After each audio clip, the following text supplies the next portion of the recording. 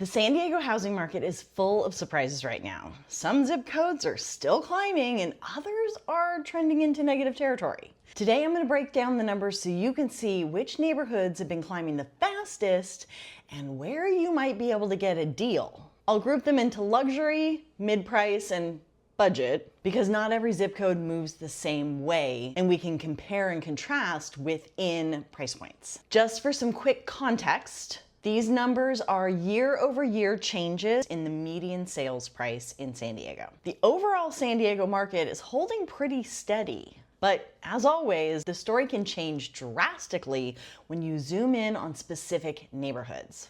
Let's see who the winners and losers are. Let's start with the luxury markets where multi-million-dollar homes are the norm. The first one I'm going to talk about is Rancho Santa Fe. That's because this is, the uber luxury outlier and it's kind of just doing its own thing, which is that it is up 12.6% from this time last year. Demand has been picking up over the last few months, while inventory has been dipping slightly. So we may see more price increases in the future. One of the things about the luxury market and the luxury buyer is that real estate can be a really good hedge against inflation. So we often see rich people buying real estate when there's higher inflation. Next up, we have the tale of two beaches.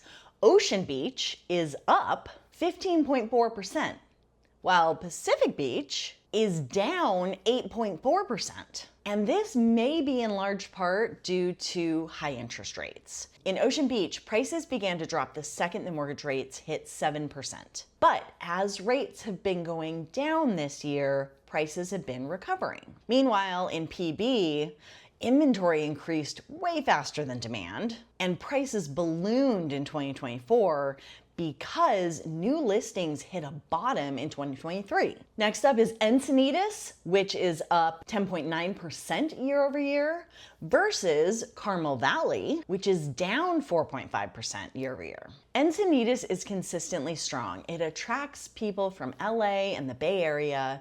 It's got walkability in a lot of areas, but inventory has increased drastically this year, and that might lead to prices softening going into 2026 unless demand strengthens. Meanwhile, we have Carmel Valley just down the freeway where prices are down. Carmel Valley is known for its schools, and everyone always says, buy in the best school district because prices will be more stable. Carmel Valley is one of the exceptions to this, for sure. And quite honestly, I don't actually agree with that rule. But anyway, and this one often surprises people because it is such a hot neighborhood. And it was one of the fastest appreciating neighborhoods from 2020 to 2022.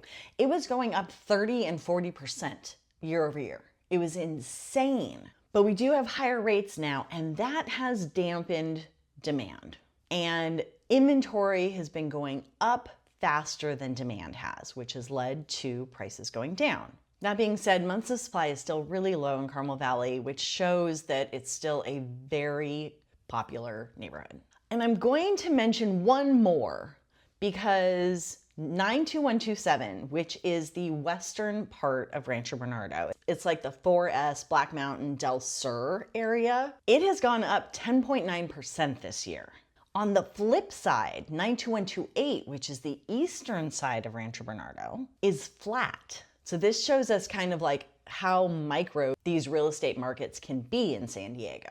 In 92127, the western side of Rancho Bernardo, we have much newer housing stock. We have more shopping and restaurants. The eastern side is older housing stock, lots of 55 and over communities, and just not quite as much retail and restaurants. Moving into the mid-price neighborhoods, let's start with University City, which is 92122, and it's up 10.8%.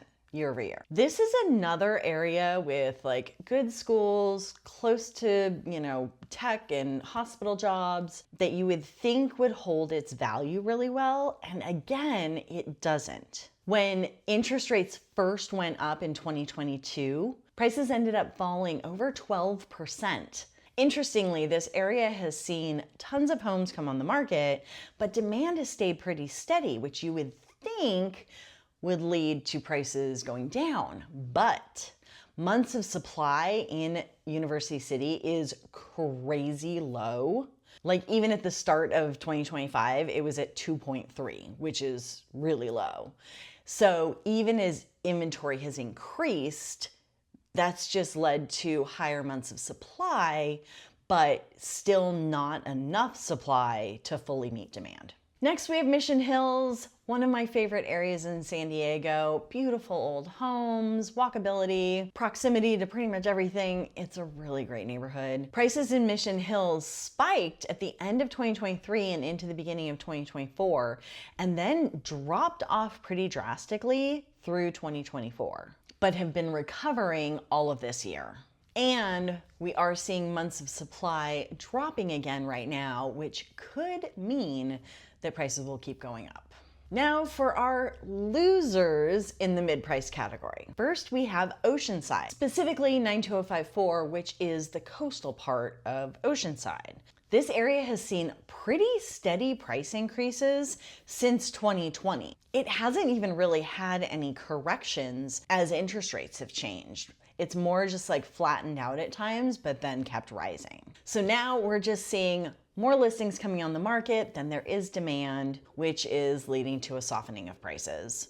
I'll be curious to see if this changes now that interest rates have been going down. It's very possible that we see another uptick in demand in this area come spring, which could mean prices would rebound. But if you wanted to get a deal, now could be a good time, because with the past performance of this area, prices are most likely to keep going up, which means if you can get them right now when there is a little bit of a dip, you could be getting a great deal. And finally, within the mid-price area is Carlsbad, which is a really weird city. It has 4 zip codes and they act like 4 totally different areas. Right now, 92010, which is like the north inland part of Carlsbad, Calaveras Hills, is down 6.9%.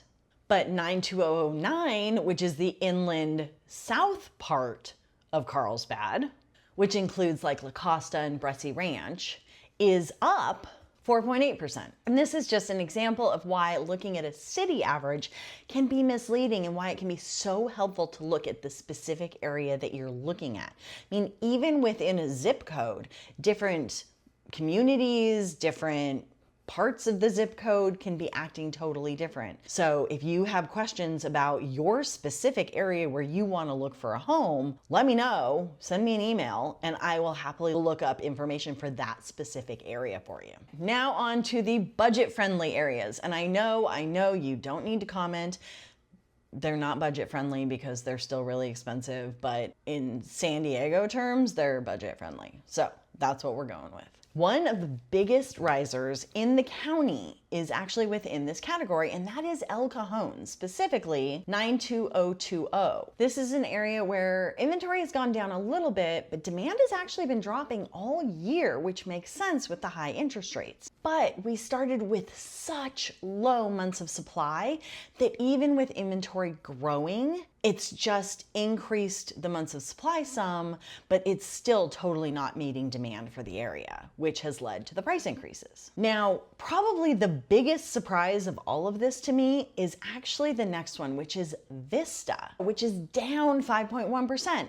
Now, I look at El Cajon and Vista and I think they're probably gonna react fairly similar. The price points are similar. They're a similar-ish distance from stuff. And yet, Vista is doing the exact opposite of what El Cajon is doing.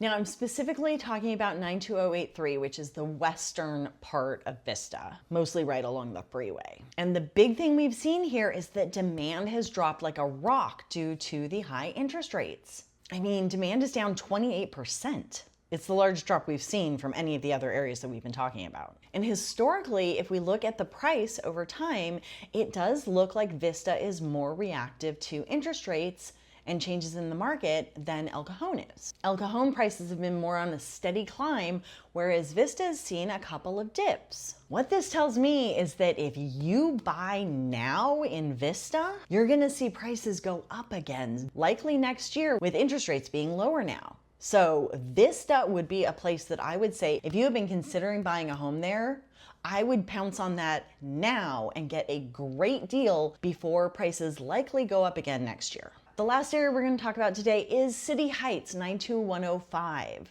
And City Heights is actually acting similar to Vista, with greater increases and decreases in price reacting to what's going on with mortgage rates. Now, this area has the lowest price single family homes out of everything we've talked about. So you would think that it would be doing better than other areas. You would expect it would still be a popular area, but interest rates have really hit that entry level market harder than other markets. And in this area, we're seeing active listings way up, but demand has just been dropping. And of course, when we see supply is greater than demand, we see prices drop. We are seeing demand just start to turn around as interest rates have begun to fall. So this may be another area where we see prices start to go back up again next year, which means now could be a really good time to buy and get a deal on a house in this area right now. So you can see if you're buying, some of these cooling zip codes could be your best bet to actually get a deal in San Diego. Meanwhile, some of these other neighborhoods, if you've been thinking about selling, now could be a fantastic time because prices have gone up a ton, so you are probably sitting on a bunch of equity. But again, remember, San Diego is not one market. It's a bunch of micro markets, and pricing right and timing in your specific area is much more important than looking at city or county level numbers. If you are curious about how a specific area is performing, send me an email and I'm happy to give you the scoop. Next week, I'm going back into my neighborhood tours with Encinitas. Make sure you subscribe and click on the little bell to get notified when I put out my next video all about Encinitas.